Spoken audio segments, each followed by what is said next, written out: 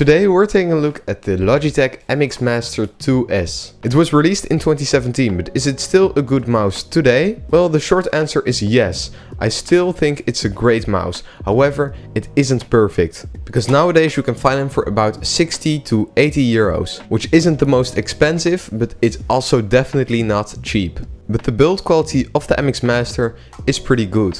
It is made from plastic, but it does feel really well in the hand, because it has really good ergonomics. Your hand sits very comfortably, and even if you have a small or a large hand, it still feels great. And one thing to keep in mind is compared to gaming or cheap mice, it is much heavier. So when I first got this, I really needed to get used to the weight. If you are someone who always likes to pick up your mouse and wants it to be really light, then this is definitely not the mouse for you. I think the design of the mouse looks really nice with a clean and minimalistic look. You can also see here a nice pattern, and I really like the color.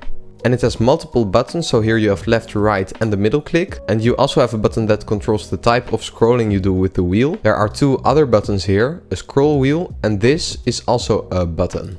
And the click sound is also nice. But the click is a bit loud. When you scroll slowly, it will scroll in hard stops, but when you scroll really fast, it will disable the scroll clicking and it will have a smooth scrolling. You can also change the function of the buttons in the Logitech software, but I didn't install it because it does need to be running in the background if you change these buttons, which I find kind of annoying. Also on the bottom it has these little feet, but they do get scratched up easily. And here is the sensor of the mouse. It works on a lot of surfaces, so I never need to use a mouse pad, which is amazing. And the tracking just works completely fine and smoothly. I've never had any issues with this mouse, and having that extra scroll wheel on the side is amazing, especially when you are editing videos. There are different ways of connecting to this thing, so you can choose between Bluetooth or a USB dongle. I haven't really used the Bluetooth that much, because I mostly used this dongle, which works great. Connecting the mouse to the dongle was a bit of an issue for the first time, because I had to download the software for the mouse to recognize this thing. But after it is connected, it works amazing. And it's a very reliable connection. You can also get pretty far with the mouse.